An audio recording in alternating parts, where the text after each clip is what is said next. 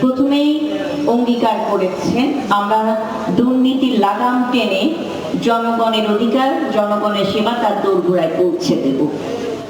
এবং মাননীয় প্রধানমন্ত্রী তিনি দায়িত্ব গ্রহণ করার পর তিনি বলেছেন যে আমার প্রত্যেকটি কাজ হবে জবাবদিহিতামূলক। যে যেখানেই থাকেন না কেন আপনাকে জবাবদিহিতা করতে হবে জনগণের কাছে, কারণ জনগণই হচ্ছে আমাদের সবচেয়ে বড় শক্তি।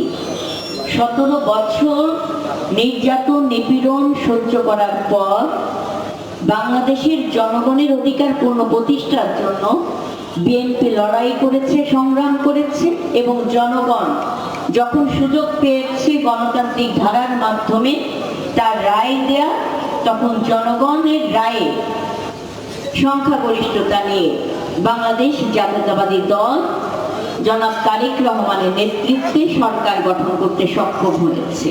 এটা আমাদের জন্য একটা বড় প্রাপ্তি। আজকে আমাদের গণতন্ত্রের মা দেশনেত্রী বেগম খালেদা জিয়া তিনি যদি বিছানাও শুয়ে থাকতেন, আজকে তার সন্তানের এই যে দেশপ্রেম, জনগণকে নিয়ে ভাবনা, মানুষের কাছে মানুষের সেবা পৌঁছে দেওয়ার যে প্রচেষ্টা, এটা দেখলে হয়তো তিনি খুব খুশি হতেন। কিন্তু মহান আল্লাহ তাআলা তাকে সেই সুযোগ করে দেননি। কিন্তু আমরা বিশ্বাস করি জান্নাতে বসে আমাদের নেত্রী আজকে জাতীয়তাবাদের নেতা, বাংলাদেশের নেতা, বাংলাদেশের মাননীয় প্রধানমন্ত্রী জনাব তারেক রহমানের সকল কর্মসূচি তিনি দেখছেন এবং প্রাণ ভরে তিনি দোয়া করছেন যেন এই বাংলাদেশ এগিয়ে যায়। আজকে আমি আপনাদেরকে বলতে চাই, বিগত 17 বছরে আমরা জানতাম না যে জেলা পরিষদ জনগণের কল্যাণে কি কি কাজ করে। আমরা কখনো দেখিনি, আমরা কখনো জানি না যে এই পরিষদ থেকে বিভিন্ন অস্বচ্ছ ব্যক্তি, অস্বচ্ছ প্রতিষ্ঠান তাকে কল্যাণমুখী করার জন্য আর্থিক অনুদান দেওয়া হয়। আমরা কখনো দেখিনি।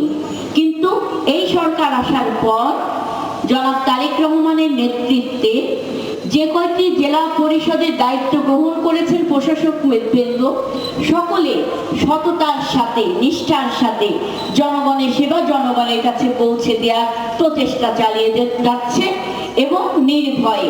এটাই হচ্ছে সততার পরিচয়, আদর্শের পরিচয়। একটা জিনিস দেখেন, মোদী সাহেব যে কথাটা বলেন, ওনাকে নাকি কোন সাংবাদিক প্রশ্ন করেছেন যে আপনি লোকজন নিয়ে এসে কেন অর্থ বিতরণ করছেন, আমি কি চুপে চুপে দিয়ে দিলে কি হতো সেটা ভালো? কখনোই সেটা জবাবদিহিমূলক হতো না। এই যে সবাই জানলো, সবাই দেখলো, পরবর্তীতে এই চেয়ারে অন্য কেউ যদি অধিষ্ঠিত হন কিংবা বসেন, সেক্ষেত্রে তার জন্য একটা সতর্ক বার্তা জনগণের পক্ষ থেকে থাকবে না? এই জন্যই মোদী সাহেব তার দায়িত্বটা শতভাগ পালন করেছে নিষ্ঠার সাথে বলে জনসম্মুখে তার সেবা জনগণের কাছে পৌঁছে দিচ্ছে। আমি পার্শ্ববর্তী একটা আসনের দায়িত্ব পেয়েছি। আমি গতকাল সেই আসনে গিয়েছিলাম। সেই আসনে জান্নাতের বাসীরা নির্বাচিত হয়েছে, যারা নির্বাচনের আগে জান্নাতের টিকিট বিক্রি করে ভোট কারচুপির পাইকারায় ছিল, তারা জান্নাতবাসীরা সেখানে বিজয়ী হয়েছে।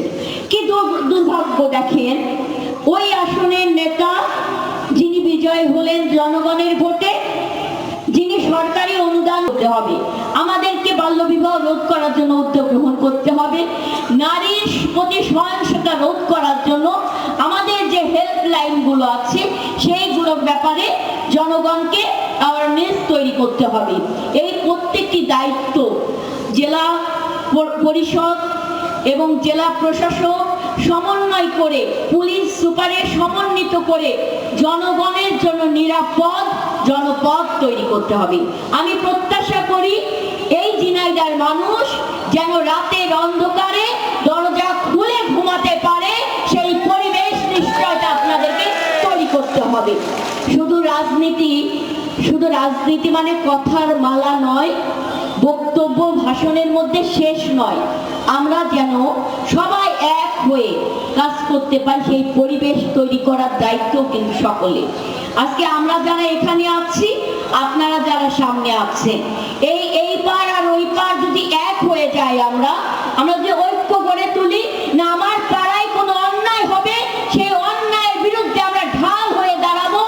পুলিশিং যে কমিটিগুলো বলে, আপনার কি কমিটি জানি, হ্যাঁ, কমিউনিটি পুলিশিং এর মাধ্যমে আপনারা প্রত্যেকটি পাড়ায় মহল্লায় এই কমিউনিটি পুলিশিং তৈরি করুন। প্রত্যেকটি অপরাধের বিরুদ্ধে আপনারাই হবেন সামাজিক ঢাল হয়ে, আপনারা দাঁড়াবেন জনগণের পক্ষে। তো এই জিনিসগুলো আপনারা মাথায় নিয়ে এগিয়ে যান। আমি কথা দিচ্ছি, মাননীয় প্রধানমন্ত্রী যে দায়িত্ব দিয়ে আমাকে এখানে পাঠিয়েছে, এই ঝিনাইদহবাসীর উন্নয়নের জন্য সততার সাথে, নিষ্ঠার সাথে, আপনাদের চাহিদা অনুযায়ী এম এ মজিদ সাহেবের সাথে সমন্বয় করে, জেলার সমন্বয় করে আমরা সেই চাহিদা আমরা পূরণ করবো সর্বোত্তমভাবে। আপনারা দোয়া করবেন, ভালো থাকবেন। মাননীয় প্রধানমন্ত্রী এই উদ্যোগগুলোর পাশে থাকবেন। মজিদ সাহেবের যে সততা নিয়ে 112টি প্রতিষ্ঠানকে তিনি যে আর্থিক অনুদান দিচ্ছে, সততার সাথে যদি আপনারা এই কাজগুলো করতে পারেন, এই অনুদানের ধারাবাহিকতা আরো বেড়ে যাবে এবং আমাদের এই সমাজ ঘুরে দাঁড়াবে। সবাইকে ধন্যবাদ। বাংলাদেশ জিন্দাবাদ। শহীদ প্রেসিডেন্ট জিয়াউর রহমান চির অমর হোক। দেশনেত্রী বেগম খালেদা জিয়া চির অমর হোক। মাননীয় প্রধানমন্ত্রী জনাব তারেক রহমান জিন্দাবাদ। ধন্যবাদ সবাইকে।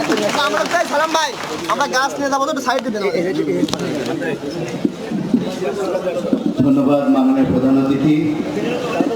আমি এবং আমরা মুগ্ধ হয়ে শুনছিলাম আমার বর্তমান সরকারের পক্ষ থেকে যেভাবে আপনি মেসেজগুলো আমাদের সামনে দিলেন।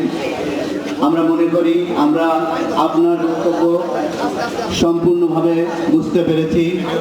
আমরা ঝিনাইদহবাসী এই অঙ্গীকার করতে চাই, আমরা সকলে মিলে কাজ করব যেন আগামীতে আমরা দরজা খুলেই ঘুমানোর পরিবেশ তৈরি করতে পারি। আপনাকে ধন্যবাদ মাননীয় প্রধান অতিথি। আমি এ পর্যায়ে চেক বিতরণ এবং বৃক্ষের চারা বিতরণ অনুষ্ঠান শুরু করছি। প্রথমেই চেক এবং বৃক্ষের চারা গ্রহণের জন্য আমাদের অতিথিবৃন্দের সম্মুখে আসবার জন্য অনুরোধ করছি সদর উপজেলা আদর্শপাড়া কচাতলা হাজী আফসার উদ্দিন জামে মসজিদের প্রতিনিধিকে চেক এবং বৃক্ষ চারা গ্রহণের জন্য অনুরোধ করছি। আমাদের অনেকেই সহযোগী আছে, তারা সহযোগিতা করবে। বৃক্ষের চারা এবং চেক গ্রহণ করছেন সদর উপজেলার আদর্শপাড়া কচাতলা হাজী আফসার উদ্দিন জামে